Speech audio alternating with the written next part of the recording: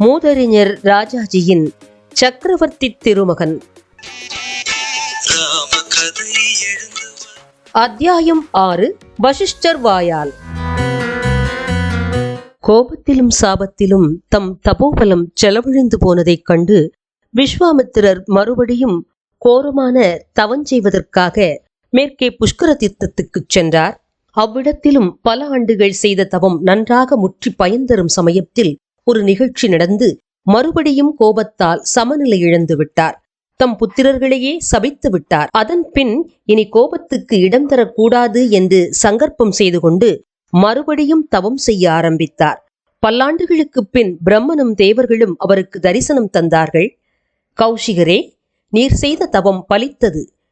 நீர் இனி அரசர் கணக்கில் இல்லை, பூரண ரிஷியாகிவிட்டீர் என்று சொல்லி கௌரவித்துவிட்டு நான்முகன் திரும்பினார். அதனால் விஸ்வாமித்திரர் எப்படி திருப்தியடைவார்? பரமசிவனிடம் பெற்றது அஸ்திரங்கள், இப்போது பெற்றது ரிஷி பதவி. அவர் விரும்பியதோ வசிஷ்டருக்கு சமமான சக்தி. ஆனபடியால் இன்னும் பல்லாண்டு கடுந்தவம் செய்ய நிச்சயித்தார். தேவர்களுக்கு இது பிடிக்கவில்லை. இதை எப்படியாவது தடுக்க வேண்டும் என்று புஷ்கர தீர்த்தத்துக்கு மேனகையை அனுப்பினார்கள். புஷ்கர தீர்த்தத்தில் அந்த அப்சரஸ்திரீ ஸ்நானம் செய்ய வந்தாள். அவளுடைய அழகினால் விஸ்வாமித்திரர் வஞ்சிக்கப்பட்டார். தம் தவத்தை நிறுத்திவிட்டு சுகமாக 10 ஆண்டுகள் கழித்தார். 10 ஆண்டுகளும் ஒரு பகல் ஒரு இரவு போல் கழிந்து விட்டன. பிறகு விழித்துக் கொண்டார். ஐயோ, இப்படியாயிற்றே என்று வருந்தி துக்கப்பட்டார். மேனகைக்கு நடுக்கம். சாபத்துக்கு தயாராக கைகூப்பி நின்றாள். முனிவர் தம் கோபத்தை அடக்கிக் கொண்டு, இது என்னுடைய மடமை, உன் குற்றமல்ல என்று மதுரமாக பேசி அனுப்பிவிட்டு இமாலயம் சென்றார். மறுபடி 1000 வருஷங்கள் இந்திரியங்களை அடக்கி உக்கிர தபசு செய்தார். தேவர்கள் சூழ நான்முகன் பிரசன்னமாகி, விஸ்வாமித்திரரே, நீர் மேனகையை சபிக்காமல் பொறுத்து மறுபடியும் கடுந்தவம் ஆரம்பித்து முடித்தீர். நீர் மகரிஷி பதவியை அடைந்து விட்டீர் என்று ஆசீர்வதித்தார். விஸ்வாமித்திரர் மகிழ்ந்தார். ஆயினும் அவருடைய எண்ணம் அப்போதும் நிறைவேறவில்லை. மறுபடி அற்புதமானதும் அதுவரை யாருமே செய்யாததுமான தவம் ஆரம்பித்தார். 1000 வருஷம் செய்தார்.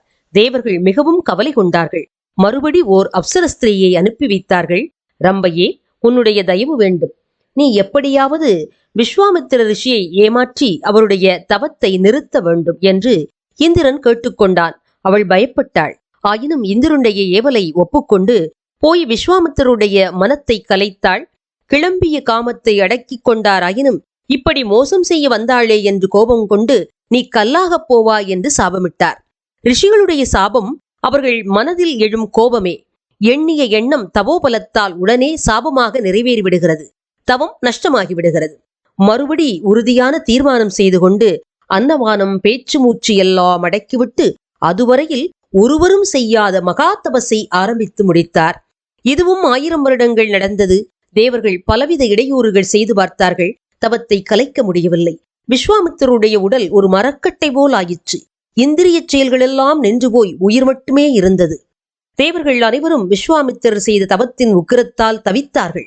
அந்த வேதனை தாங்க முடியாமல் அவர்கள் பிரம்மனிடம் சென்று கைகூப்பி, நாதனே, எங்களால் கௌஷிக மகரிஷியினுடைய தவத்தை இனி பொறுக்க முடியாது. இடையூறு செய்ய நாம் எடுத்துக்கொண்ட முயற்சிகள் ஒன்றும் பயன்படவில்லை. அவருடைய தவத்தின் வெப்பத்தால் நாம் அழிந்து போவோம் போலிருக்கிறது. அவர் விரும்பிய வரத்தை தந்துவிட வேண்டுமென்று கேட்டுக்கொண்டார்கள். அப்படியே தேவர்கள் சூழ நான்முகன் விஸ்வாமித்திரரிடம் சென்று தரிசனம் தந்து, நீர் பிரம்ம ரிஷியாகிவிட்டீர், உமக்கு எல்லா மங்களமும் ஆகுக என்று ஆசீர்வதித்தார். விஸ்வாமித்திரர் மகிழ்ந்தார். ஆயினும் இந்த பதவி வசிஷ்டர் வாயால் வந்தால் அல்லவா நான் பூரண திருப்தி அடையலாம் என்று மிக வினயமாகச் சொன்னார். வசிஷ்டரும் பழைய சண்டையை நினைத்து புன்னகை செய்து, நீர் செய்த கடுந்தவங்களின் பயனை நீர் அடைந்தீர். நீர் பிரம்மரிஷி என்பதை பற்றி ஒரு சந்தேகமும் இல்லை என்றார்.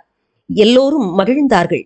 இவ்வாறு அற்புத தவங்கள் அற்புத முறையில் விடாமுயற்சியுடன் செய்து வெற்றி பெற்ற முனிவர் தசரதன் சபைக்கு எதிர்பாராமல் திடீர் என்று வந்தார். இந்திரனுடைய சபைக்கு நான்முகன் வந்தால் தேவராஜன் எவ்வாறு வரவேற்பானோ அதுபோல் தசரதன் எழுந்து முனிவரை வரவேற்று முனிவருடைய பாதங்களை தொழுது, இன்றே என் வினை தொடர்பு தீர்ந்து விட்டது. இது என் முன்னோர் செய்த தவப்பயனே. இரவு தீர்ந்து சூரியோதயமானது போல் தங்களுடைய திருமுகம் கண்டேன். இனி எனக்கு என்ன குறை? அரசனாக ராஜ்யத்தை ஆண்டு தவத்தால் பிரம்மரிஷியான தாங்கள் என்னை தேடி வந்தீர்களே, என்னால் என்ன காரியமாக வேண்டும்? சொல்லி அருள வேண்டும். அதை செய்ய கடமைப்பட்டவன் நான். எதை விரும்புகிறீரோ அதை செய்வேன் என்றார். தசரதன் சொன்ன சொல்லை கேட்டு விஸ்வாமித்திரர் மிக மகிழ்ந்தார். அவருடைய தேஜஸ் இன்னும் அதிகமாக பிரகாசித்தது.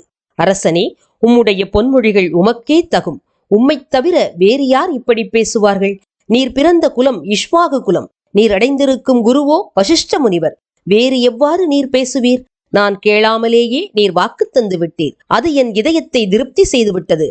நான் வந்த காரியத்தை பூர்த்தி செய்து தருவீராக என்று கூறி தாம் வந்த காரியத்தை உடனே சொல்ல ஆரம்பித்தார்.